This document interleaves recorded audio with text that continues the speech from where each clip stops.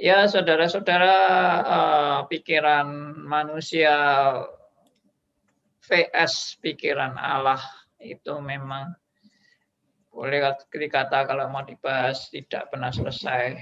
Karena memang iya selalu timbul masalah ya.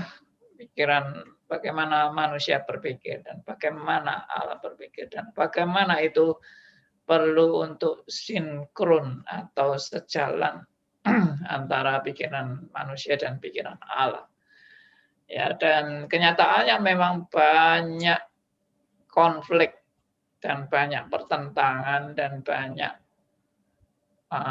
timbul masalah gara-gara memang pikiran manusia dan pikiran Allah itu ya amat kontras ya.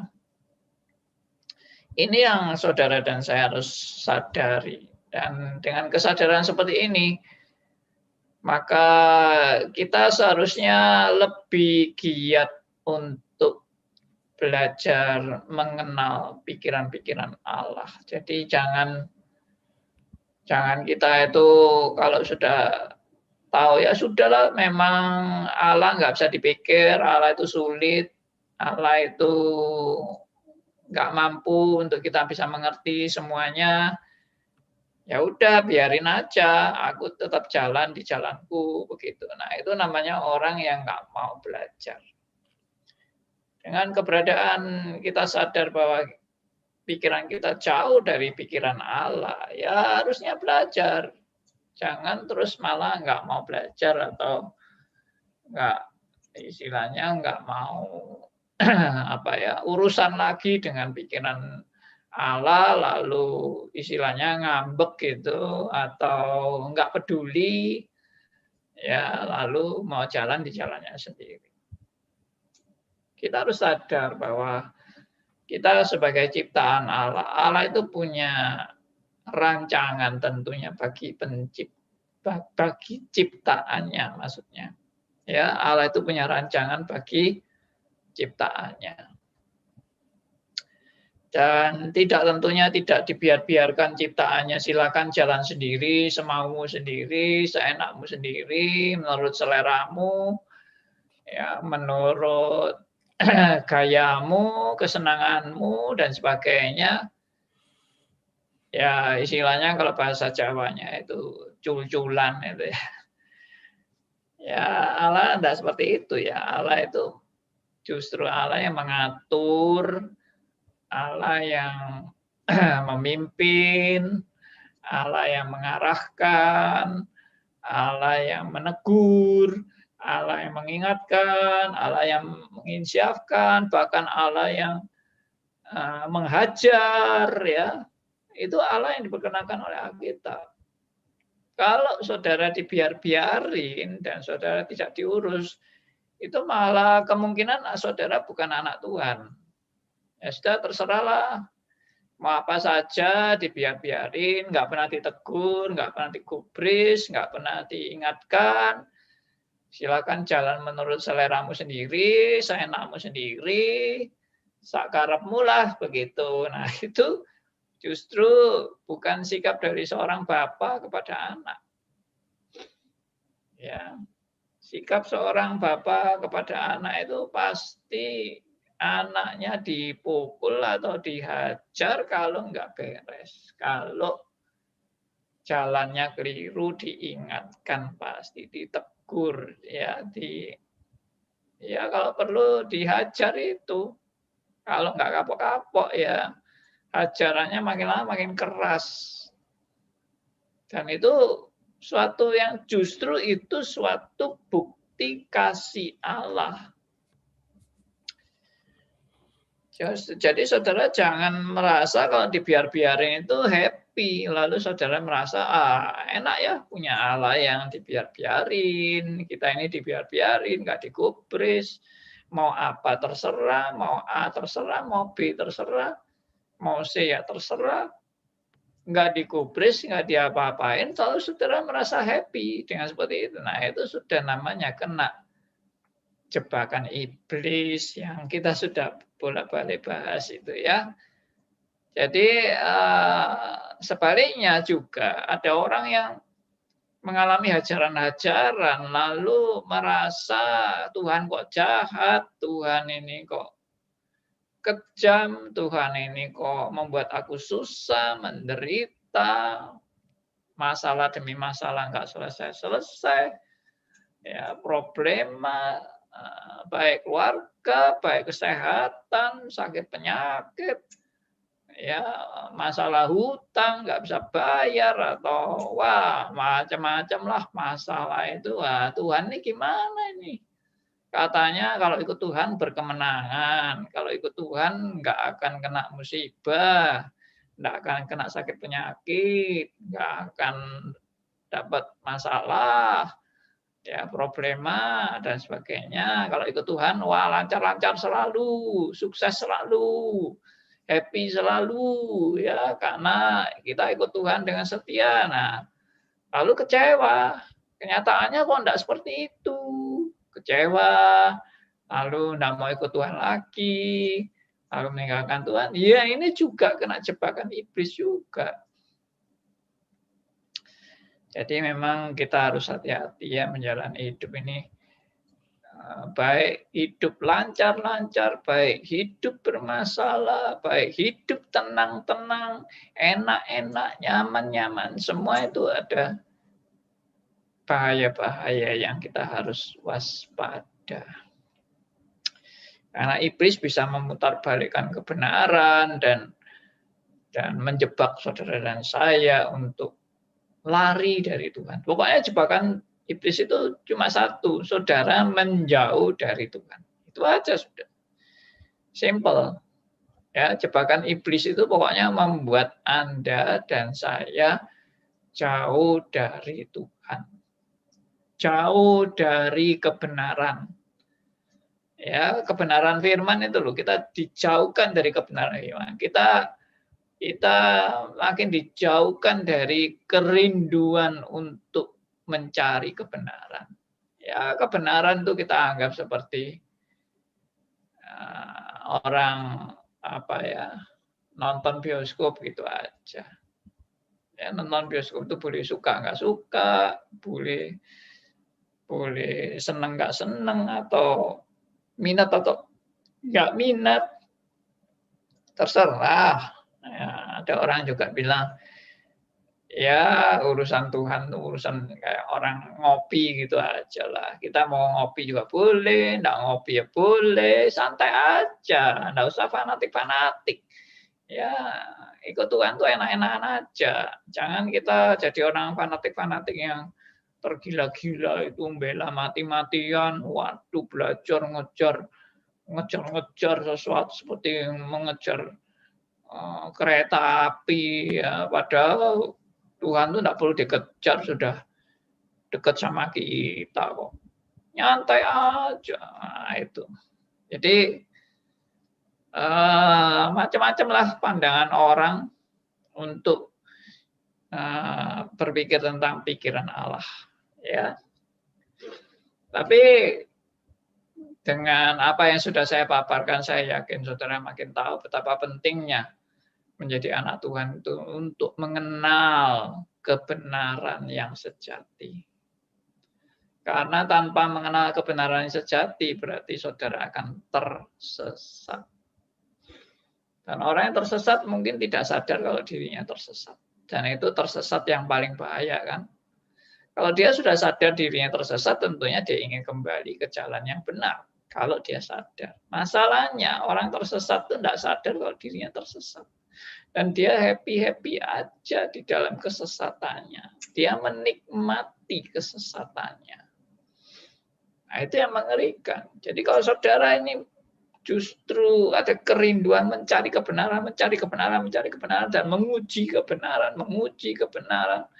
ya, menguji ajaran-ajaran yang kita dapatkan, apakah ini benar, apakah ini salah, ya, dan terus rindu untuk menggali kebenaran demi kebenaran. Nah, itu adalah tanda-tanda orang yang rindu dan dalam pimpinan Roh Kudus. Ya. Ya itulah, memang serius saya tidak pernah menerjemahkan kehidupan Kristen itu dengan enak-enak, nyantai-nyantai, ya toh. Lalu ya berfoya-foya, senang-senang. Saya kira ciri hidup Kristen itu bukan seperti itu. Itu hidup yang justru terlena ya, hidup yang enak-enak, nyantai-nyantai, senang-senang, menikmati semuanya. Ya, dengan kebenaran tidak ada ya, kebenaran itu seperti ya tadi saya bilang seperti dianggap ngopi aja. Ya, jadi tidak perlu ngotot, tidak perlu benar-benar serius. Saya khawatir ya Kristen kalau dijalani seperti itu sebetulnya itu bukan Kristen ya itu namanya sudah bukan Kristen. Itu tidak mengerti panggilan menjadi murid Kristus. Saya bersyukur ya waktu saya bertobat itu saya ditampung oleh perkantas. Selain saya juga ikut karismatik, saya juga ikut perkantas. Di perkantas itu saya diajari pemuritan, discipleship. Nah, jadi pemuritan itu mengajarkan bahwa kita itu jadi murid, kita itu harus belajar. Jangan jadi murid nggak mau belajar. Anda ini murid Kristus, bukan Anda ini cuma orang Kristen gitu aja. Orang Kristen dapat keselamatan, hore, haleluya. Itu bukan Kristen itu. Itu Kristen KTP atau Kristen-Kristenan atau Kristen seenaknya udele, ya. Seenaknya udele itu apa itu bahasa Indonesia? Ya semau gue gitu. Ya toh. Jadi sudah tidak ada tuntutan, tidak ada apa ini kewajiban, tidak ada tantangan, tidak ada apa enggak. Kita waktu di pemuritan tuh wah kita ditantang. Tantangannya apa? Tantangannya adalah yang namanya murid harus belajar. Bagaimana murid enggak mau belajar? Ya itu sebenarnya bukan murid, atau murid dablek, atau murid nakal, murid males, murid yang perlu dipentung sama gurunya, ya kan? Jadi murid itu bagaimana? Apa kerjanya murid? Belajar. Belajar kepada siapa? Kepada gurunya. Gurunya siapa? Ya guru agung, Yesus Kristus. Kita tidak belajar kepada pengajar-pengajar sesat. Hati-hati ya. Saya lihat juga banyak orang Kristen belajar kepada guru-guru sesat. Ya maaf, saya harus ngomong. Jadi belajarnya malah ke Saksi Yehova, belajar ke Mormon, belajar ke bidat-bidat. Sekarang ini ada gereja Allah Maha Kuasa, ya, lalu macam-macam lah. Namanya bidat itu 1001 macam aliran. Kita kalau tidak waspada ya kita sudah ikut salah satu daripada bidat itu dan kita merasa benar. Ngeri. Ya, nah ini pikiran Allah, pikiran manusia vs pikiran Allah. Kalau kita tidak belajar baik-baik, kita sudah jadi makanan empuk bagi pengajar-pengajar sesat. Karena nggak bisa membedakan mana yang benar, mana yang salah, nggak bisa. Nggak tahu, kita ini dipengaruhi oleh ajaran yang benar-benar kembali kepada Alkitab atau ajaran yang menyimpang dari Alkitab. Ya, saya ngomong-ngomong gini ini bukan karena saya suka ngomel-ngomel. Ya, memang saya sudah tua, katanya orang tua itu sukanya ngomel-ngomel terus. Bukan. Kita ini harus sadar ya, aware. Kita bilang waspada. Waspada. Jadi, apakah Anda waspada? Atau Anda sembarangan menjalani hidup? Ya, banyak sekarang Kristen juga menawarkan, ya dari dulu sebetulnya ya, menawarkan hidup sukses, ya, hidup makmur, hidup penuh dengan mujizat, ya, hidup penuh dengan kehebatan, karunia-karunia supranatural, bisa menyembuhkan, bisa naik turun surga, ya toh. Lalu dapat penglihatan-penglihatan yang aneh-aneh, lihat lihat apa itu lembu emas, lihat apa ular gitu ya, macam-macam lah. Kenapa orang senang-senang dengan hal seperti itu? Kalau suruh belajar baik-baik nggak mau, ya males. Maunya nonton mujizat, maunya lihat hamba-hamba Tuhan tanda petik yang bisa bikin mujizat itu laris. Saya bukan iri dengan kelarisan mereka, justru sedih. Ya, bukan iri, bukan lalu saya kepengen laris seperti mereka. Justru laris-laris itu yang perlu dikasih tanda tanya. Saya enggak katakan kalau enggak laris pasti benar, enggak juga. Tapi perhatikan itu, murid-murid Tuhan Yesus saja itu kelihatannya banyak murid Tuhan Yesus. Tapi murid Tuhan Yesus itu makin lama makin sedikit dan terseleksi. Tidak sembarangan murid Tuhan Yesus. Ya, nah, makanya perlu belajar pikiran Allah, pikiran manusia itu perlu. Perlu sadar pikiran manusia itu kayak apa. Ya, jangan saudara pikir pikiran manusia itu pasti benar. Pikiran manusia yang sesat itu sebanyak-banyaknya. Teman saya kemarin bilang, wah itu beberapa teman-temannya itu ada yang dipengaruhi ajaran-ajaran kacau balau itu. Kok bisa mereka itu begitu gampang dipengaruhi? Ya itu saya bilang. Orang kalau tidak punya basic itu ya gampang sekali dibujuki. Orang desa ke kota, nggak tahu kejahatan orang kota. Ya amat sangat gampang dibohongi orang-orang yang dari desa itu. Mau kemana, diantar. Tapi diantar diperes-peres terus, uangnya harus keluar terus sampai habis uangnya. Nah itu kayak orang yang sudah terbiasa dengan kejahatan. Nah, itu orang nggak tahu apa-apa. Ya habis dibohongin aja. Nah, demikian juga orang Kristen yang nggak tahu apa-apa. Ya gampang dibohongin. Diajari ini, diajari itu. Ya, aliran ini, aliran itu. Kegiatan ini, kegiatan itu. Wah, sudah. Sampai-sampai nggak tahu lagi mana yang benar, mana yang salah. Nggak tahu. Pokoknya kriterianya apa? Kriterianya adalah saya menikmati.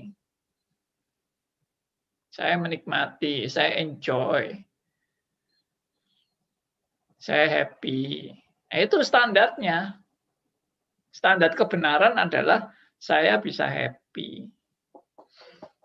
Saya menikmati. Itu standar kebenaran. Saya enjoy aja ya. Iklan itu kan sekarang enjoy aja. Nah, Kristen juga gitu sekarang, enjoy aja jadi Kristen itu. Buat apa yang ekstrim-ekstrim itu? Itu enggak perlu itu ekstrim-ekstrim. Kita itu enak-enak aja, senang-senang aja. Nyantai-nyantai aja. Ya. Nah, itu istilah murid Kristus. Dan bukan hanya murid. Kita juga disebut sebagai prajurit Kristus. Ya. Ya, prajurit itu diutus untuk apa? Untuk perang. Ya, saudara dan saya ini berperang. Kalau kita bilang kita tidak melawan daging, darah dan daging, kita melawan roh-roh di udara. Ya, lalu itu diterjemahkan dengan kita melawan kuasa-kuasa kegelapan. Ya betul, tapi kuasa kegelapan itu kan diterjemahkan dalam praktek sehari-hari. Saudara jangan pikir kuasa kegelapan itu berarti, oh saudara masuk dunia apa mistis atau dunia roh, ya. Anda masuk dimensi dunia roh, wah, lalu dapat penglihatan aneh-aneh, dapat pengalaman aneh-aneh, ya, bisa lihat setan, lihat gondoruo, lihat tuyul. Wah, ini peperangan rohani. Padahal dibohongin iblis. Kita sudah ikut satanologi, sudah sampai berapa puluh session. Ya kan? Itu dibohongi semua. Ya toh, dengan setan yang lihai, pura-pura jadi gondoruo, jadi Nyai Roro Kidul, jadi toyol-toyol, ya, suster ngesot, ya, lalu apa macam-macam aneh-aneh itu. Ya, tapi iblis itu menjelma dalam bentuk-bentuk konkret. Maksudnya pekerjaan iblis itu menjelma dalam bentuk konkret. Ya, terutama yang paling mengerikan adalah ajaran sesat. Sudah, itu yang terutama. Ajaran sesat itu jangan saudara pikir, oh itu ajaran sesat. Bukan. Ajaran sesat yang menyamar sebagai ajaran kebenaran. Nah, itu yang mengerikan. Ya, saya ulangi ya. Ajaran sesat yang menyamar sebagai ajaran benar. Jadi saudara ini menerima ajaran benar, tapi ternyata sesat. Jadi iblis tidak memperkenalkan diri sebagai ajaran sesat. Ini loh saudara, aku datang kepadamu dengan membawa ajaran sesat. Ya enggak lah, iblis kok datang dengan membawa ajaran sesat. Iblis itu menawarkan kepada saudara dan saya itu ajaran benar. Tapi itu benar yang tersamar. Ya, toh. Kalau saudara tidak teliti, saudara akan terjebak dengan ajaran benar yang tersamar. Makanya iblis itu tidak 100% mengajarkan yang salah. Itu saudara sudah tertipu itu kalau saudara pikir pokoknya kalau tidak ada yang benar pasti itu baru iblis. Tapi kalau ada yang benar berarti itu dari Tuhan. Iblis itu justru mengajarkan yang benar. Setelah Anda diajar yang benar, Anda percaya itu kebenaran, baru Anda dijebak untuk masuk kepada ajaran-ajaran dia yang makin lama makin menyesatkan tanpa Anda sadar kalau itu sesat. Jadi cara kerja iblis itu kayak, kalau saya dengar itu katanya kodok, kalau ditaruh di panci yang airnya air biasa normal, lalu pelan-pelan dipanasi air itu. Ya, mulai hangat, kodoknya ya nyaman-nyaman aja. Dengan air hangat tuh enak. Ya, dari air dingin sampai dihangatkan, ya, lama-lama tambah hangat sampai mulai panas. Nyaman-nyaman aja dia mulai panas itu. Ya, toh. Terus makin panas, dia tetap merasa nyaman. Sampai suatu saat panasnya membuat dia matang. Ya, sudah langsung mati dalam kenyamanan.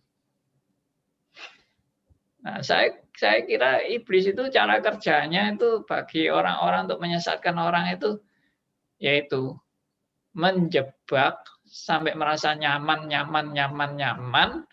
tapi ini membawa kepada makin lama makin sesat tanpa menyadari kalau itu betul-betul sesat.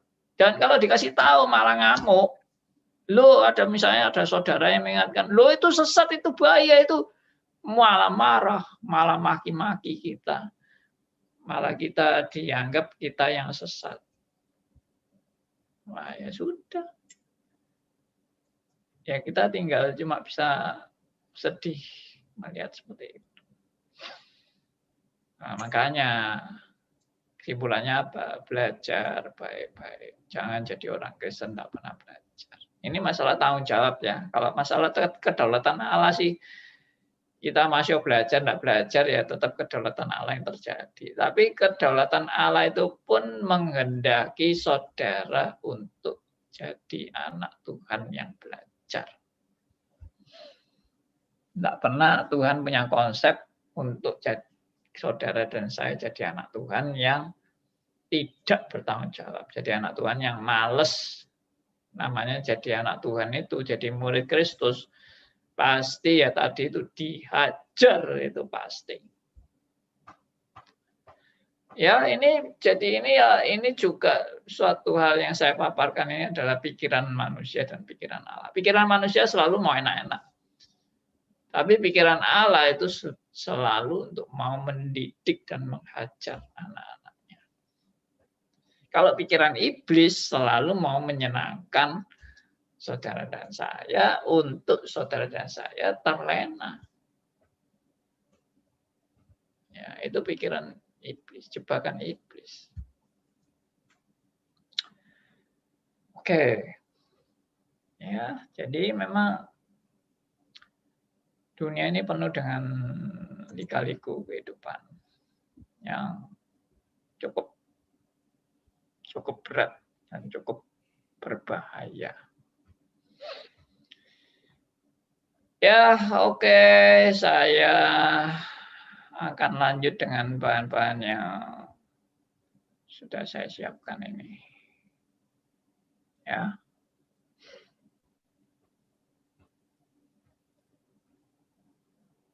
Pak.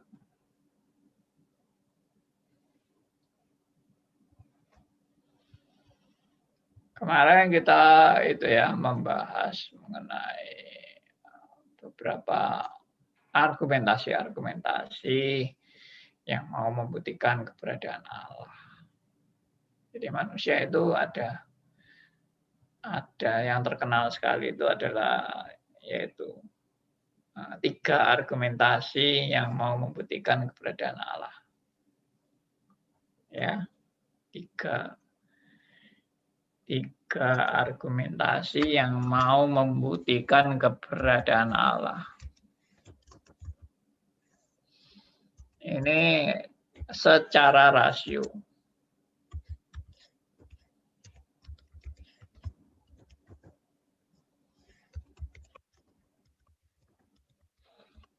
Bentar.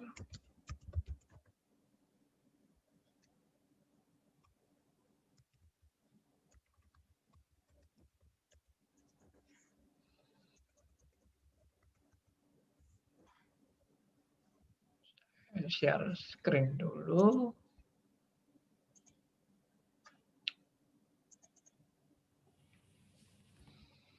Oke, sudah masuk, Pak.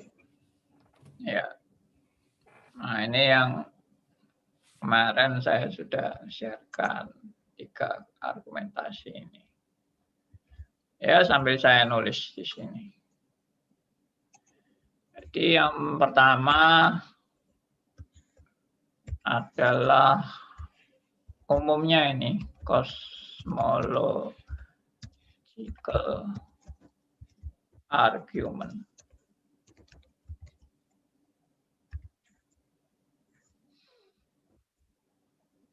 Lalu yang kedua, ontological argument.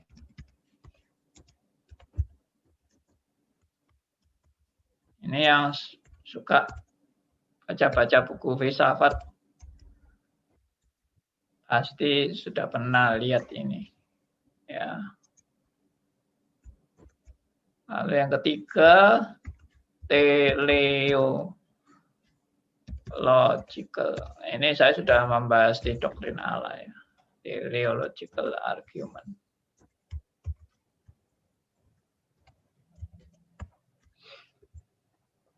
Nah, jadi saya jelaskan. Yang pertama, cosmological argument ini adalah mau membuktikan keberadaan Allah dengan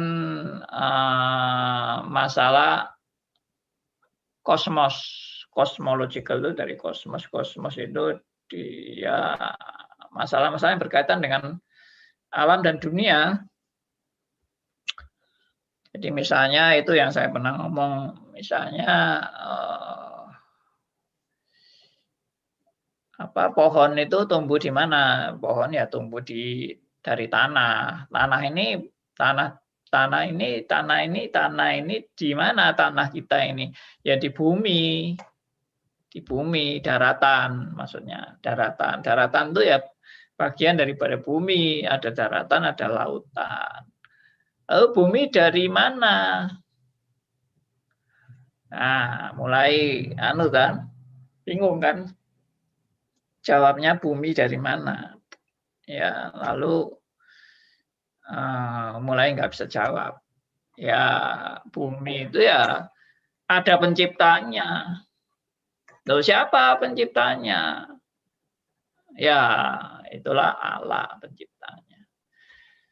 Jadi pokoknya cerita mengenai asal. Nah, itu. Asal dari segala asal, yang tidak punya asal, yang sumber segala asal, dialah Allah. Nah, itu cosmological argument. Jadi misalnya, seperti yang saya pernah juga kasih tahu, Anda sekarang punya pakaian dari mana? Dari kapas. Kapas dari mana? Dari pohon. Pohon dari mana? Dari bijinya. Biji itu dari mana? Ya, mulai tidak bisa jawab. Oh, ya biji ya dari pohonnya juga. Pohon dari mana? Dari bijinya. Muter-muter. Tapi asal dari pohon yang pertama kali yang bikin pohon itu siapa? Ya, bingung kan? Tidak tahu. Ya sudah, kalau sudah tidak bisa jawab, ya asal dari segala asal, yang tidak punya asal, yang sumber segala asal, itulah adalah Allah.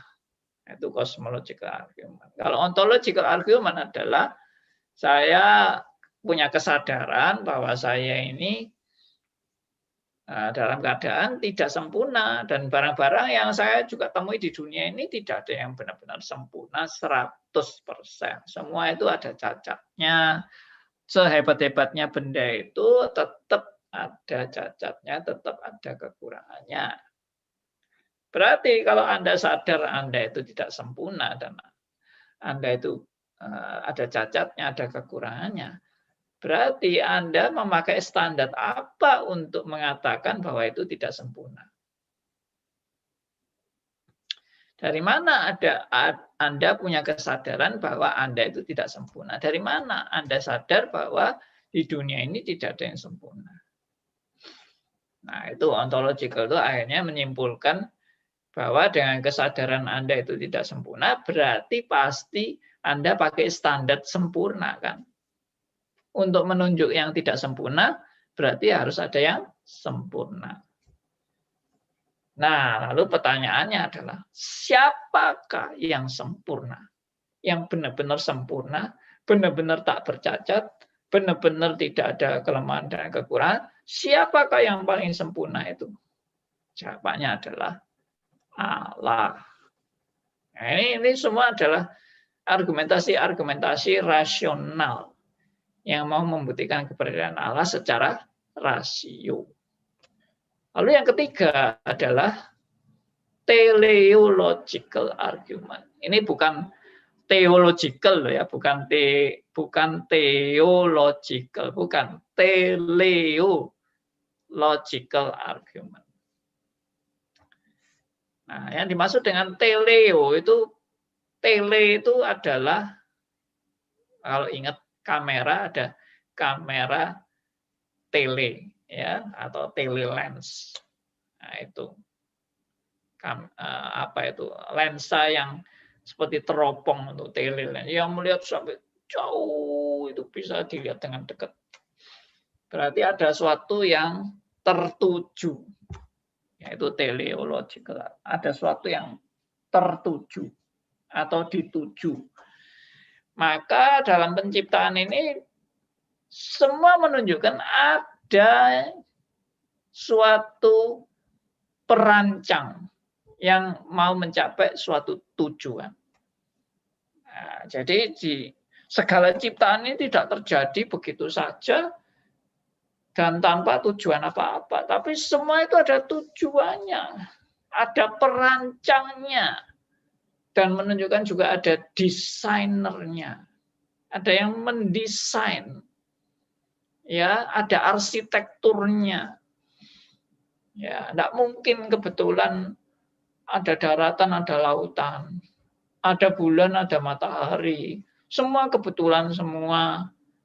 Ya, kebetulan ada monyet, kebetulan ada manusia, kebetulan ada kipas angin, ya, kebetulan ada lampu, kebetulan ada AC. Ya, tidak ada kebetulan-kebetulan itu. Semua yang ada ini ada desainernya.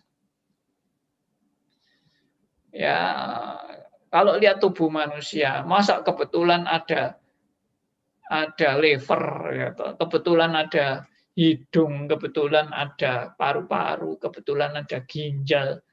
Ini semua kebetulan.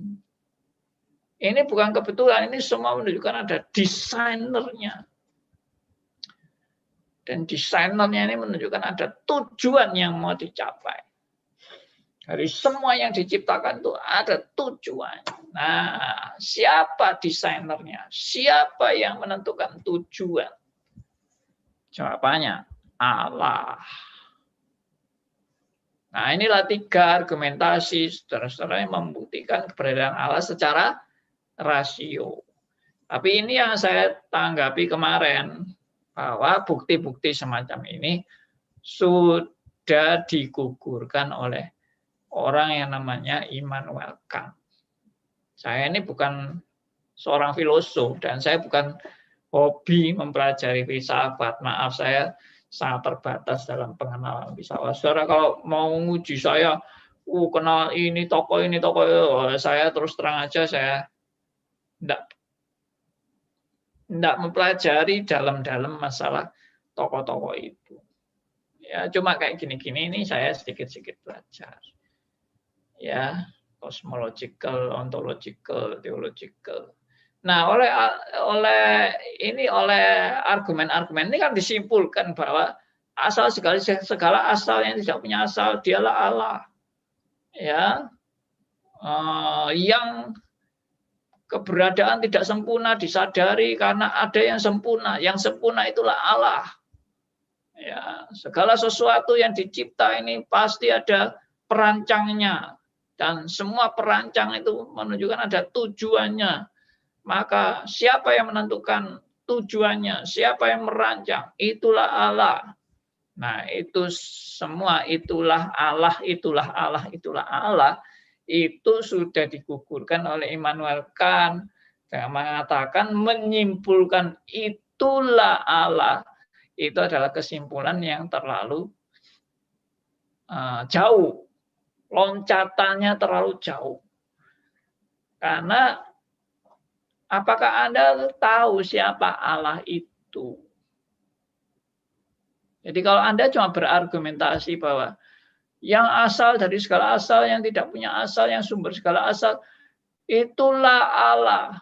Pertanyaannya dilanjutkan, apakah Anda tahu dia itu Allah? Apakah Anda pernah ketemu dengan Allah yang Anda simpulkan itu? Kok tahu kamu kalau Allah itu benar-benar ada? Kok tahu? Dari mana kamu taunya? Nah, itu yang diserang oleh Immanuel Kant. Bahwa ini tidak menunjukkan Allah sama sekali. Ini cuma mau pinter-pinteran berpikir, tapi Anda nggak bisa loncat dalam pikiran ini langsung bilang, itulah Allah. Ngerti ya maksudnya ya? Jadi argumentasi ini lemah. Oh, Immanuel Kant itu pinter sekali, hebat sekali. Ya, saya nggak kenal Immanuel Kant, tapi dari para orang-orang yang belajar filsafat Immanuel Kant itu orang besar, orang hebat. Ya, kalau ini adalah teori-teori dari orang-orang rasionalisme. Oke. Jadi bukti-bukti semacam ini tetap gugur. Kecuali saudara mau diskusi sama orang bodoh atau orang yang tidak terlalu pintar belajar. Dikasih argumentasi seperti ini, langsung mantuk-mantuk. Oh ya, betul ya. Asal segala asal, yang tidak punya asal, yang adalah sumber semua asal ini adalah Allah. Oh iya, betul ya. Masuk akal. Semua itu asalnya adalah Allah. Ya, lalu tadi kesadaran tentang tidak sempurna. Berarti ada yang sempurna kan? Iya ya, betul. Kita ini kok sadar tidak sempurna, berarti ada yang sempurna. Kalau yang sempurna itu mesti ada. Kalau tidak ada, berarti tidak sempurna namanya. Berarti yang sempurna yang ada itu adalah Allah. Iya, benar. Iya, benar itu Allah ya. Lalu tadi semua itu ada tujuannya, semua ada perancangannya, ada desainernya. Dan perancang dan desainer itulah Allah. Oh iya, benar. Semua ada ada yang merancang, ada yang desainernya, ada arsitekturnya ya, dan arsitekturnya itu adalah Allah. Ya, benar. Nah, dengan orang-orang seperti itu, kalau langsung ngaku setelah dikasih logika seperti ini dia mau jadi orang yang percaya kepada Allah, ya syukur.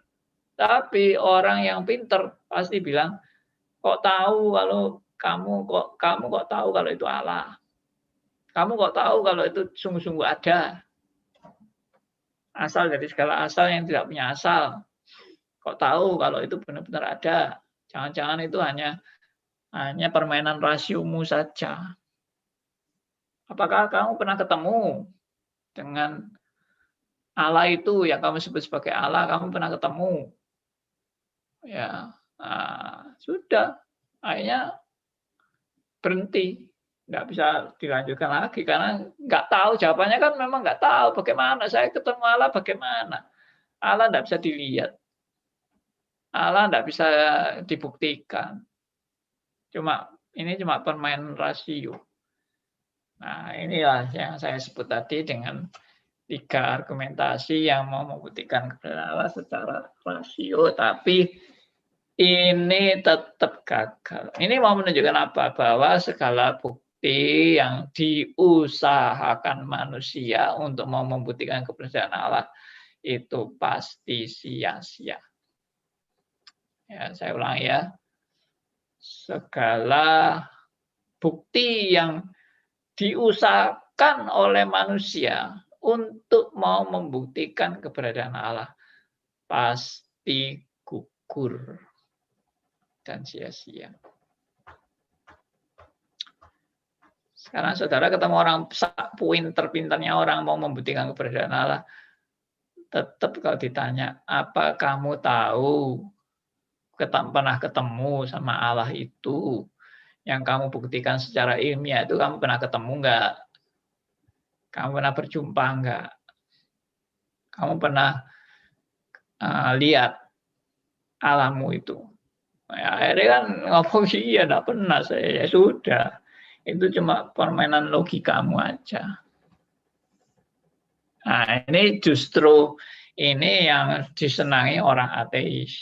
Ya, orang ateis itu amat sangat senang kalau bukti-bukti keberadaan Allah itu bisa digugurkan.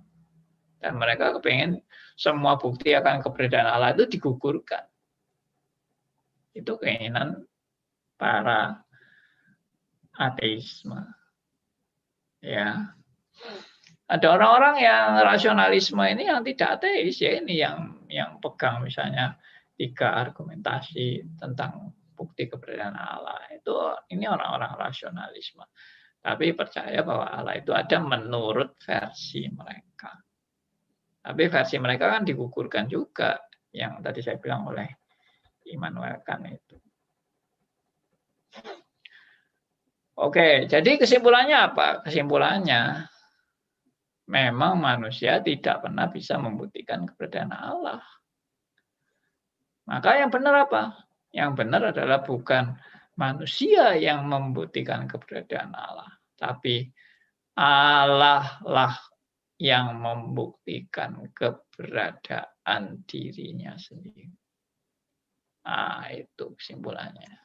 Jadi saya ulangi ya. Jadi yang membuktikan keberadaan dirinya sendiri itu yang membuktikan keberadaan Allah itu adalah bukan manusia dengan segala kepintarannya. Tapi yang membuktikan keberadaan Allah itu adalah Allah sendiri. Itu yang paling solid. Siapa yang membuktikan keberadaan Allah adalah benar-benar Allah, bukan manusia, bukan alam semesta, bukan argumentasi-argumentasi rasio, tapi adalah Allah sendiri yang memperkenalkan dirinya kepada manusia, dan itu sudah tidak bisa dibantah. Tidak bisa digugurkan oleh siapapun, karena Allah membuktikan dirinya sendiri. Ya. Contohnya misalnya Abraham berjumpa dengan Allah. Itu usahanya Abraham atau itu adalah suatu pernyataan Allah sendiri yang menghampiri Abraham? Ya jelas sudah kita bisa simpulkan bukan Abraham yang membuktikan keberadaan Allah, tapi Allah membuktikan keberadaannya melalui perjanjiannya dengan Abraham. Kecuali saudara memang sudah tidak percaya sama Alkitab. Karena Alkitab itu cuma dianggap dongeng-dongeng semua. Abraham cuma ngarang-ngarang aja, tapi tidak pernah ketemu Allah. Jadi itu hanya bohongan tok. Berarti Alkitab itu isinya cuma bohongan semua. Karena tidak pernah ada Allah menghampiri Abraham, itu tidak pernah ada. Allah menghampiri Ishak itu tidak pernah ada. Allah menghampiri Yakub tidak pernah ada. Allah menghampiri Musa tidak pernah ada. Ya, Allah mengutus Yosua tidak pernah ada. Semuanya tidak pernah ada. Raja Israel juga tidak pernah ditentukan oleh Allah dan sebagainya. Semua tidak ada. Jadi semua isi Alkitab itu bohongan tok. Kalau seperti itu berarti orang Kristen ini paling bodoh ya dari semua orang seluruh dunia. Karena isinya cuma bohongan semua. Benar-benar paling goblok. Ya, karena buku yang isinya bohongan dipercaya oleh bermiliar-miliar manusia. Ya, paling goblok sudah. Dan kasihan banget yang goblok-goblok ini, kasihan banget. Nah, itu Allah yang membuktikan dirinya sendiri. Itu sudah tidak bisa disangkal oleh siapapun. Oke, saya berhenti sampai di sini. Mungkin ada yang mau tanya, ada yang menanggapi, ada yang mau meresponi juga. Ya, Pak. Pak. Tanya, Pak. Ya, baik, tanya, Pak. Ya, Pak Aryo. Ya, pokoknya tadi itu Tuhan menghampiri manusia, lantas dijawab, kok tahu? Seperti Immanuel Kant. Kok seenaknya saja. Nah, karena kita bisa berargumentasi ya. Ya repot.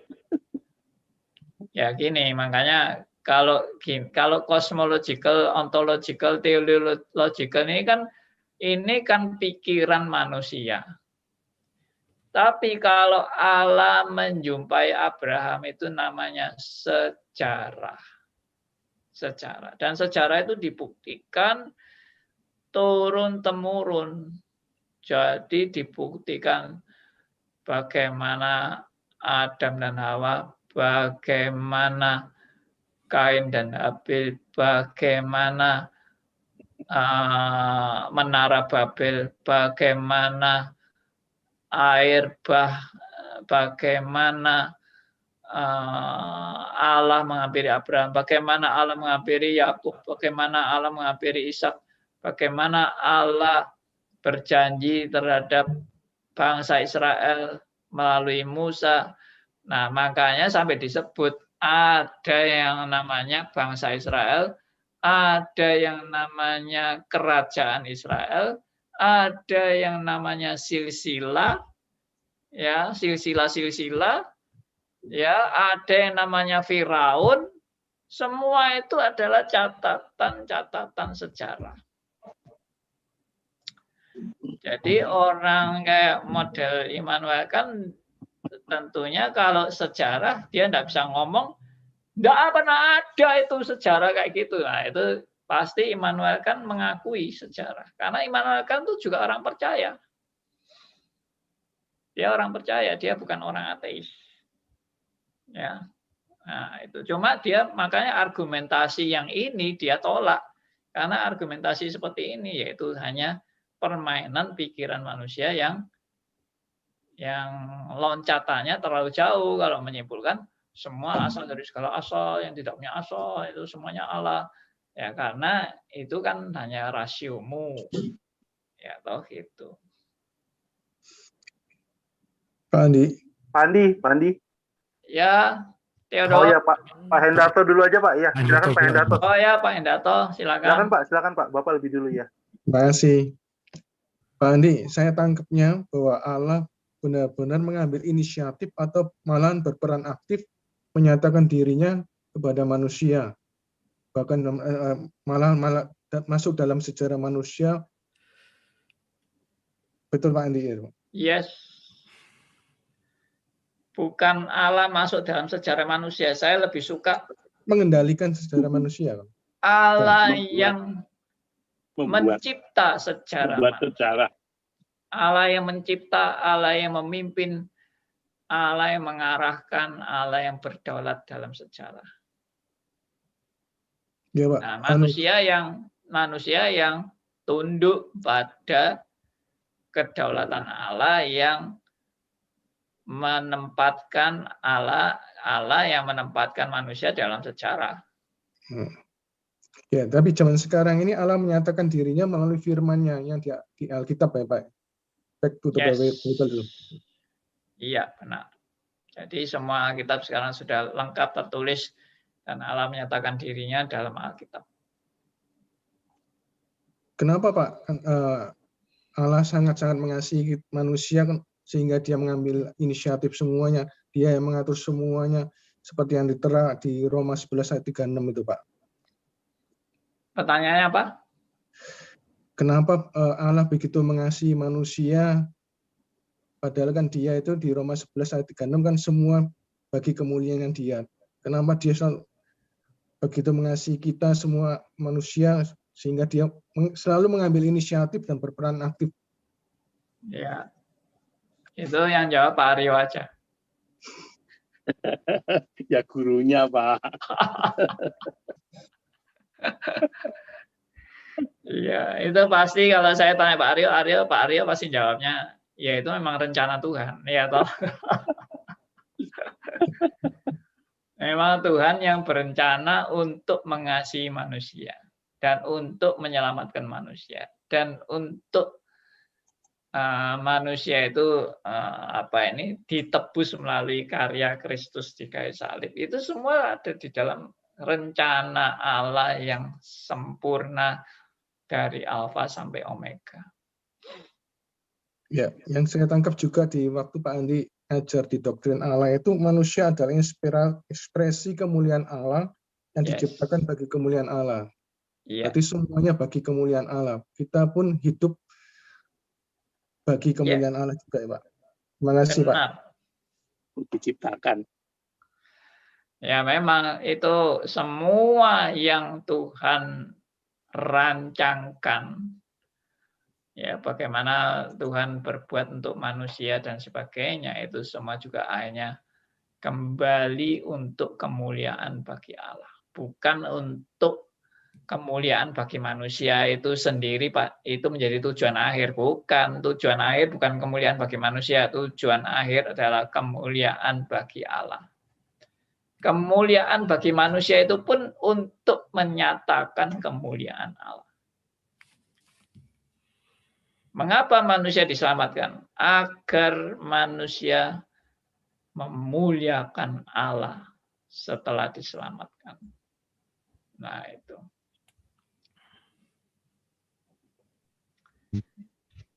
Malam Pak Andi. Pak Andi. Boleh masuk? Pak Andi. Silakan Pak Theodor. Oh iya. Dulu ya. Pak Andi, saya ada dua hal Pak. Saya mau menanggapi Pak Hendarto dulu dan Pak Aryo. Sepertinya malam ini sehati sepikir Pak. Tadi yang Pak Hendarto kemukakan saya juga kepikiran. Begini Pak, kalau Allah hampir selalu menggubris manusia, mungkin mirip-mirip Pak ya. Kalau Allah hampir selalu menggubris manusia, bukankah di sisi lain Allah pun tidak memerlukan manusia Pak? Itu satu pertanyaan Pak. Allah kan selalu menggubris manusia, tapi di sisi lain Allah tidak memerlukan manusia sebenarnya. Lalu yang kedua, menanggapi Pak Aryo, Pak, masalah Immanuel kan, pernah ada yang sharing, sebenarnya Immanuel kan kutip dari Mazmur, langit dan bumi menceritakan kemuliaan Allah, tapi tidak dibilang itu Allahnya orang Kristen. Nah itu, tidak dibilang itu Allahnya orang Kristen, karena kalau kita mempersamakan Yahweh dengan Yesus, itu kita salah Pak secara doktrin. Yahweh itu lebih tepat Allah Bapa. Jadi saya melihat problemnya banyak, problem kontekstual, problem tata bahasa, problem sistematika, problem historika, problem biblika, dan seterusnya. Ya, makasih Pak Andi. Ya, itu Bang Theodor ini ahlinya itu. Ya, ahli filsafat itu. Jadi beliau yang mempelajari itu bagaimana Immanuel Kant itu dan sebagainya. Ya, dan memang kita harus mempelajari istilah-istilah Alkitab itu ya sesuai dengan konteksnya juga, ya. Jadi tidak bisa disamaratakan semua. Oke. Silakan tadi siapa yang mau tanya? Pak Liman. Pak Liman. Ya, silakan Pak Liman. Saya cuma setelah sederhana Pak. Apa teorinya Pak Andi? Ini bukan teorinya Pak Andi Pak ya. Bahwa Allah senantiasa selama mau intervensi manusia Pak. Itu apa? Tidak menjadi alasan kalau saya lihat secara praktek Pak. Banyak orang reform itu nggak mungkin Pak gara-gara ini Pak ya. Mungkin mereka segan untuk menginjili Pak ya. Karena semua sudah Allah yang men-setting gitu. Jadi kenyataannya Pak, saya di dalam tim penginjilan saya Pak, yang saya punya tim penginjil, semua tuh saya ini orang reform satu orang Pak, semua orang karismatik Pak. Secara fair saya bilang, semua orang karismatik. Ada 6 orang tiap bulan saya nginjil di desa itu Pak, tiap minggu. Itu 5 orang karismatik semua Pak. Memang secara teologi mereka memang kurang, tapi secara secara semangatnya tuh luar biasa Pak. Dan saya ngajak orang reform satu pun tuh masuk ke medan desa tuh juara. Saya temui itu mungkin tidak ada gitu juara, karena memang dia punya satu prinsip. Ya sudah itu mungkin loh Pak, mungkin pemikiran saya salah pada itu. Apa ini menjadi suatu dilema Pak di situ Pak? Karena orang karismatik pun tidak ngerti doktrin seperti ini Pak. Mereka menggebu-gebu sekali dalam hal penginjilan, walaupun mereka ada banyak kesalahan-kesalahan dalam teologi Pak. Juga di desa-desa saya lihat Pak, hamba Tuhan itu luar biasa, garda depannya itu luar biasa Pak. Dan jemaatnya itu banyak orang di luar Kristen Pak. Tapi memang di dalam segi ilmu memang mereka kurang sama sekali Pak di desa-desa. Nah ini apa Pak yang dilakukan oleh reform yang suka di kota terus yang jarang masuk ke desa, ini apa dilakukan? Itu yang saya tanyakan sama Pak Andi Pak. Pak Liman. Iya. Nah, ini Bulani mau jawab ini. Iya, Pak Liman. Iya. Pak Liman jarang ngelihat kita ke desa-desa. Sebenarnya kami juga ikut dan itu sering KKR itu sering saya di reform ya. Itu sering sekali. Cuman kita tidak berkuar-kuar. Kita ada tim. Kadang-kadang kita kemana itu ke kota kecil itu pasti ada Pak. Karena saya juga ikut sudah lama. Sampai ke pelosok. Prakteknya Bu ya, prakteknya di desa-desa itu Pak, tidak pernah ada reform. Gereja GPDI, GSJA, bangsa macam karismatik semua di desa itu Bu. Yang saya tahu Bu, jangan dulu itu. Nah, itu kan gerakan-gerakan itu ada di sana gitu. Nah, memang saya tidak pernah nemui reform itu, nggak pernah nemui di mana di desa-desa itu tidak pernah nemui. Itu pendeta Aiter terus sampai ke pelosok banget yang orang-orang kagak masuk. Seperti hamba Tuhan kami juga pendeta Dr. Stephen Tong udah dari puluhan tahun itu sampai ke pelosok. Dan kami semuanya kalau saya tahu ini sekarang ya udah 10 tahunan kira-kira kita mengajar di sekolah-sekolah gitu ya. Mungkin gerejanya mungkin Pak Andi yang lebih tahu ya, saya kurang tahu yang mendirikan gerejanya karena kita hanya menyebar gitu, hanya memberitakan firman. Saya kurang tahu kalau gerejanya ya mungkin dari mana nggak ngerti ya. Terima kasih Pak Liman. Ya, sama-sama Bu. Pak Andi boleh saya share? Ya silakan. Ya Pak Liman, boleh saya share sedikit Pak Liman. Saya ini ikut dalam STEMI yang dipimpin oleh Pak Aiter. Kami sering mengadakan KKR di terutama di KKR regional Jatim dan Jateng Pak. Kita masuk kota-kota kecil, itu kita mengadakan KKR dan seminar-seminar hamba Tuhan Pak di kota-kota Pak. Itu di Jatim dan Jateng. Selama ini kami sudah mencapai 30 kota dan kami punya rencana untuk masuk di 50 kota di Jatim dan Jateng yang belum pernah kita masukin Pak. Itu rencana dari pendeta Aiter Pak. Terima kasih. Oh, terima kasih Pak. Pak Andi, saya boleh Pak Andi satu lagi Pak Andi? Ya silakan. Pak Andi, ini sebenarnya satu kritikan buat gerakan reform. Yang disebut warta jemaat itu Pak, itu sudah mencakup semua kegiatan kita sebagai warga gereja. Ada pelayanan di mana kita cantumkan di warta. Jemaat tahu gitu Pak. Dan informasi bisa tersebar luas. Ini saya melihat ada kesimpang siuran dan ketimpangan dalam pembuatan warta. Karena warta itu sebenarnya isinya apa dulu perlu digarap gitu Pak. Kalau misalkan warta cuma ada yang nikah, ada yang meninggal, ya tidak mengakomodir semua pekerjaan Tuhan gitu. Ini kritikan juga buat gerakan reform, wartanya perlu ditata ulang lah gitu lah, dipikirkan ulang. Gitu. Makasih Pak. Oke, sekarang saya jawab. Pelayanan ke desa itu harus kita akui, memang reform itu banyak titik berat kepada kota-kota besar. Ini mic-nya siapa ya? Tolong yang kresek-kresek ini. Ya, mic-nya Pak Liman ya. Nah, jadi memang benar, saya tidak menutup fakta bahwa orang reform lebih banyak pelayanan di kota daripada di desa. Dan saya juga secara jujur mengakui pelayanan yang di desa yang selama ini ditangani oleh reform itu bukan seperti pelayanan di kota. Kalau di kota itu hamba Tuhannya tinggal di kota, tapi hamba Tuhan yang tinggal di desa hampir tidak ada. Hamba Tuhan reform itu yang mau tinggal di desa siapa? Ya, yang benar-benar stay loh ya, stay tinggal di desa. Lalu sampai dengan keluarganya mati hidup di desa itu. Apa itu ada? Saya jujur mengakui tidak ada. Ya.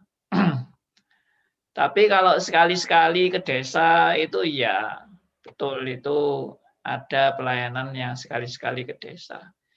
Tapi itu pun saya juga jujur mengakui tidak terfollow up secara intensif dan rutin.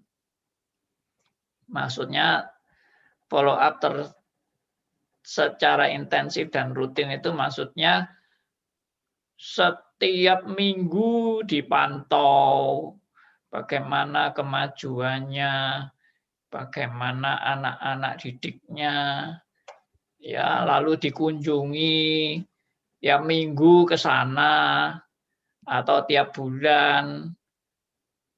Ternyata yang dilakukan itu memang sangat terbatas, yaitu ya kalau bagus setahun sekali itu sudah bagus. Tapi karena keliling seluruh Indonesia mungkin ya bisa sampai 4-5 tahun baru kembali lagi ke situ. Jadi memang kita amat sangat terbatas dan kita amat sangat sedikit. Mungkin ada yang rutin bisa rutin, tapi rutin itu pun cuma sedikit yang rutin. Dan rutin itu pun setahun sekali itu sudah bagus. Ya, tapi kalau bisa sampai setiap minggu dikunjungi dan terus-menerus dievaluasi, lalu hamba-hamba Tuhannya stay benar-benar di desa itu sampai bertahun-tahun, mungkin 10 tahun di desa itu. Nah, itu nggak pernah ada setahu saya. Nah, memang ini pernah apa ya? Kalau saya sendiri mengamati reform ini masih terus berkembang dan masih terus mengembangkan strategi dan terutama memang di kota-kota besar.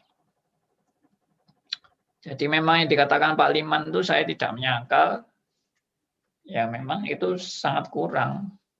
Cuma kalau kita tidak pernah pelayanan di desa ya enggak, ya pernah, cuma enggak sampai yang rutin seperti itu. Saya sendiri juga pernah ke desa juga, ya toh, ke daerah Jombang itu yang di pelosok-pelosok itu, daerah apa desanya Gus Dur dan sebagainya. Saya membina para hamba Tuhan juga di situ. Kami juga pernah mengadakan KKR di Gunung Kelut itu. Ya, tapi hanya kunjungan-kunjungan itu. Kalau itu dikatakan bahwa wah kami sudah membuka satu desa dan itu adalah menjadi desa Kristen. Saya rasa kok enggak pernah. Ya, reform membuka satu desa jadi desa Kristen itu juga enggak pernah. Jadi ya memang ya ini PR lah bagi reform, doakan aja supaya reform itu betul-betul bisa menjangkau semua kelas masyarakat di Indonesia ya. Tapi yang dilakukan Pak Tong itu seperti yang tadi dikatakan Bu Lani mengenai Pak Tong itu pernah KKR sampai ke desa-desa, ke pelosok-pelosok di luar pulau di mana itu memang betul-betul dialami dan betul-betul dijalankan oleh Pak Tong sehingga banyak pelayanan-pelayanan yang Pak Eter lakukan itu di desa-desa itu selalu mengunjungi entah itu kepala desanya, entah itu bupati atau siapa itu nama pendeta Stephen Tong itu mereka sudah kenal. Dan mereka selalu bilang, oh iya dulu Pak Tong pernah ya zaman 40 tahun yang lalu dan sebagainya itu berkunjung ke daerah kami. Nah, jadi pelayanan-pelayanan yang Pak Tong lakukan di desa-desa itu yang memang juga berdampak ya dan banyak orang juga bertobat dalam pelayanan-pelayanan itu. Ya kita juga bersyukur. Cuma yang tadi saya bilang Kalau hidup seperti misionari itu kita jauh dari situ. Sedikit sharing aja. Jadi saya ini sudah jam berapa ini? Kurang 13 menit. Saya ini dulu pernah mengajar mata kuliah, judul mata kuliahnya adalah Sejarah Gereja di Indonesia. Jadi pertama kali Indonesia ini ada gereja itu sejarahnya bagaimana. Nah, lalu saya pelajari itu. Saya benar-benar terkagum-kagum. Di dalam saya mempelajari itu, saya terkagum-kagum dengan yang namanya siapa? Yang namanya misionari. Misionari dari luar negeri itu yang ke Indonesia. Mereka itu bukan cuma datang lalu pergi. Mereka bukan cuma datang KKR, gembar-gembor di KKR, lalu say goodbye. Enggak. Mereka datang itu dengan keluarga mereka, dengan kalau laki-laki ya suami, dengan istrinya, bawa anaknya, dan tinggal di pedalaman-pedalaman. Nah, ini yang saya benar-benar salut. Kita seringkali mengkritik ya, orang-orang Belanda itu cuma bisanya menjajah.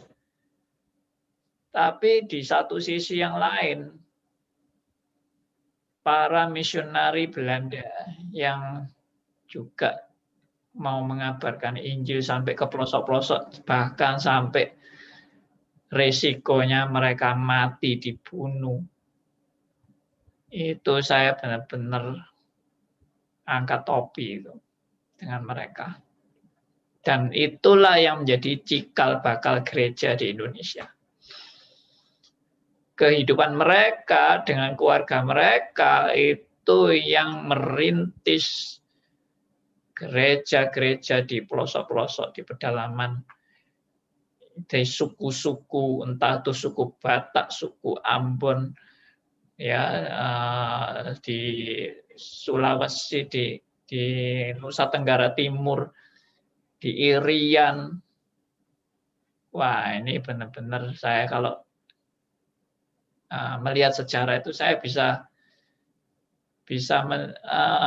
mencucurkan air mata saya melihat luar biasanya korban mereka.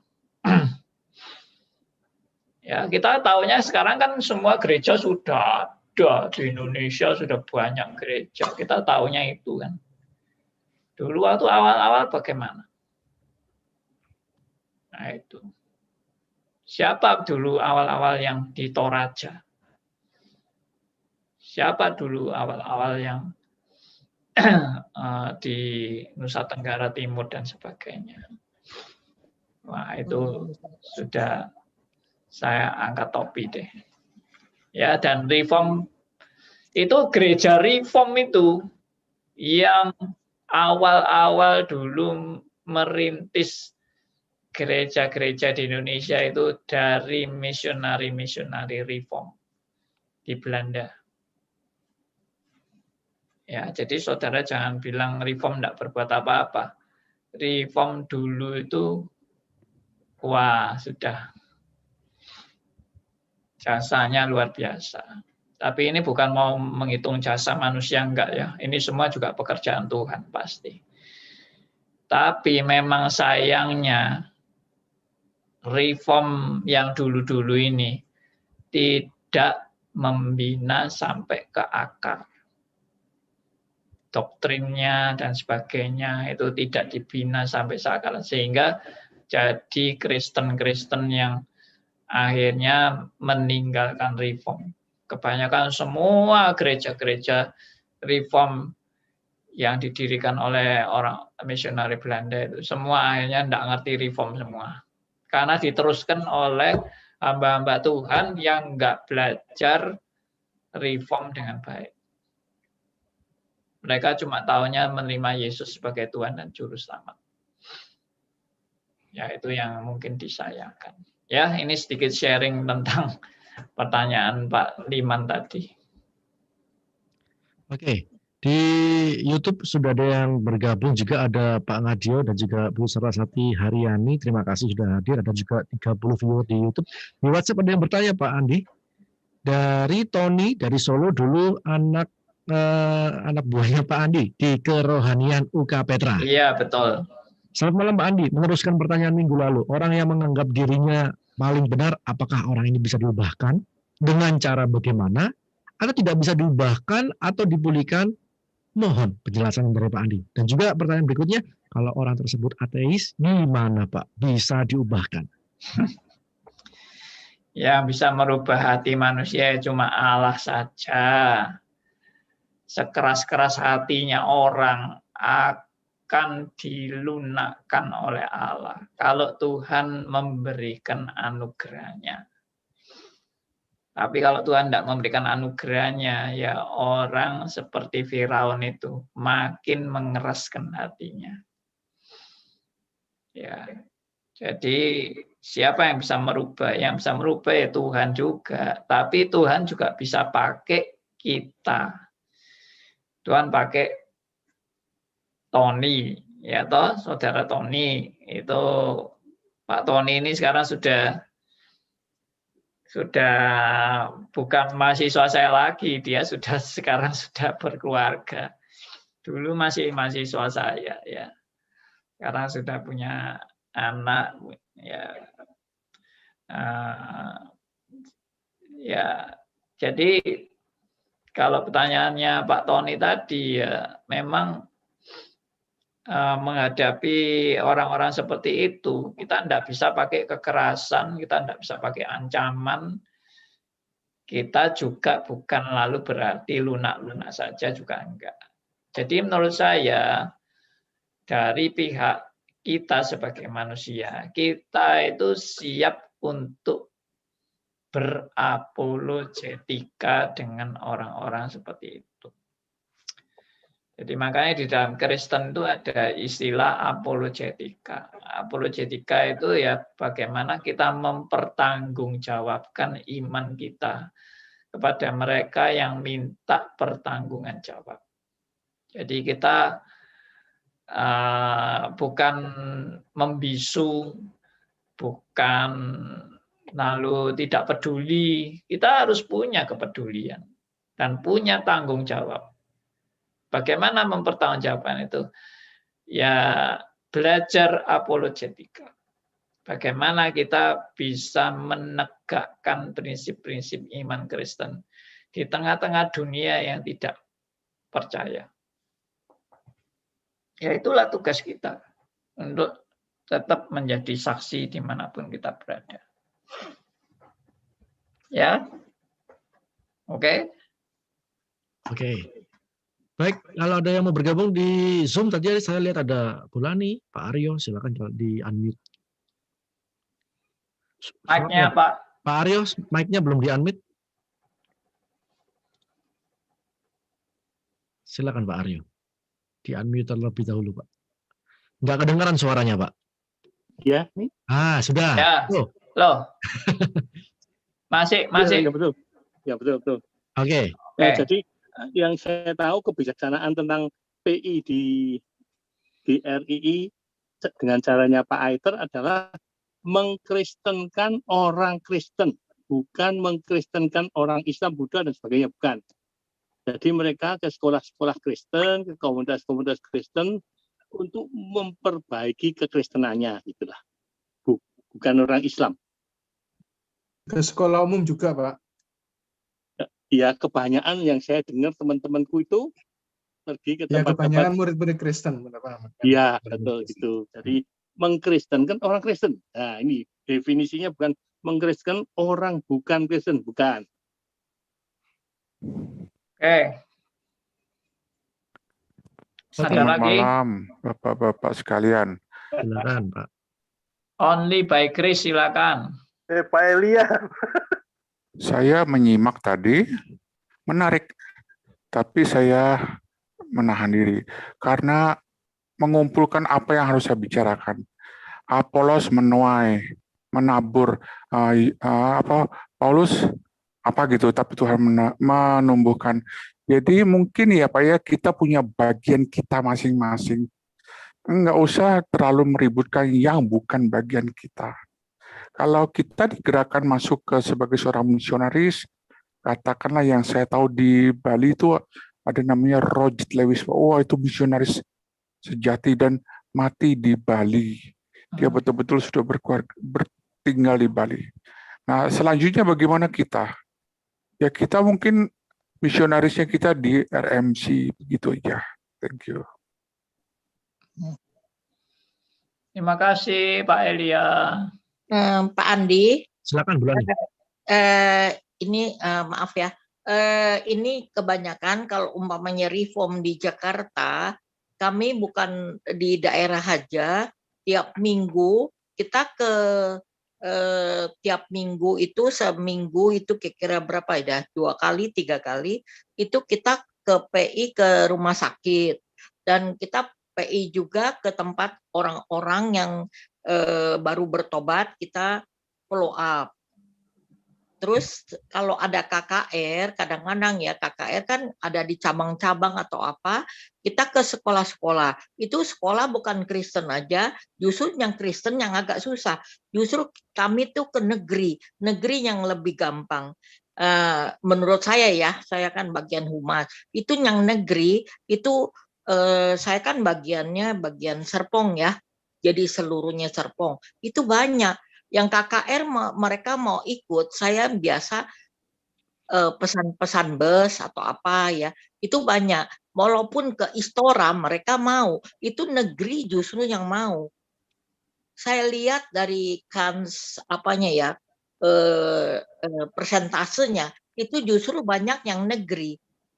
Kadang-kadang guru negeri pun mereka datang. Saya bilang, Bu boleh masuk? Oh boleh aja, nggak apa-apa. Ya oke. Gitu. Ya kami tuh biasanya jadi ke Istora kemana gitu kadang-kadang ya kan kita banyak cabang-cabang bukannya pusat aja. Ya, terima kasih. Yang Bu Lani share itu juga dilakukan di cabang-cabang. Jadi memang itu policy-nya reform selama ini ya memang kita ke sekolah-sekolah, kita ke rumah sakit, kita ke desa-desa tertentu. Tapi ya itu yang tadi saya bilang, itu tidak lalu jadi kayak misionari yang tinggal di desa atau bagaimana. Jadi ya tadi saya setuju dengan Pak Elia bilang semua punya porsinya sendiri-sendiri. Jadi kalau Pak Liman punya porsi dengan beberapa teman karismatik ke desa-desa ya nggak apa-apa, itu bagus. Lalu perlu di follow up dengan doktrin-doktrin yang benar. Jadi kalau perlu ya kerjasama dengan reform kan. Setelah dilayani karismatik, di follow up dengan reform kan bagus itu. Iya. Sedikit menambahkan teman-teman ya sebelum habis waktunya sudah deadline. Sudah habis ini memangnya. Sudah lewat Pak Elia, sudah lewat 1 Pak. Begini. Mungkin bagus di porsi kita masing-masing, cuman doktrin yang disampaikan Pak Andi itu harus menjadi dasar ya. Jangan kita merasa kita yang punya mau ke sana, kita yang punya mau kumpulin teman-teman menggerakkan. Kalau nanti motivasinya ke kita akan terjebak. Dan lagi satu, kalau gini Pak masalahnya, kalau kita tidak menghargai teman, tidak menghargai diri, itu mungkin membuat reform itu menjadi satu sorotan, kok nggak ada actionnya. Mungkin kendala itu aja kita kupas hari Kamis begitu ya. Terima kasih. Oke. Kita sudah selesai membahas semuanya. Puji Tuhan. Jadi ini kelihatannya topiknya ini topik jadi ini ya, bagaimana kita boleh PI ke desa-desa. Dan saya simpulkan di dalam pembahasan kita bahwa yang tadi saya jelaskan itu yang terakhir kesimpulannya adalah bukan manusia yang membuktikan keberadaan Allah, tapi Allah yang membuktikan keberadaan dirinya kepada manusia. Yaitu Allah menyatakan kepada orang-orang pilihannya, kepada suatu bangsa yang besar yaitu bangsa Israel, dan yang melalui kerajaan-kerajaan Israel, dan Allah juga menyatakan melalui menghukum bangsa Israel sampai diperbudak ya di tempat-tempat pembuangan, kemudian sampai kedatangan Kristus, dan dilanjutkan oleh para rasul untuk menjadi saksi Kristus, dan dilanjutkan bapak-bapak gereja, dan dilanjutkan reformator sampai hari ini. Iman Kristen boleh terus berkembang. Semua adalah bukti daripada karya Allah dalam sejarah. Nah, biarlah ini boleh menguatkan kita semua untuk melihat bagaimana saudara dan saya bisa percaya kepada Allah. Itu bukan karena kehebatan karya manusia, tetapi karena Allah sendiri yang sudah menyatakan diri dan memelihara umat-Nya.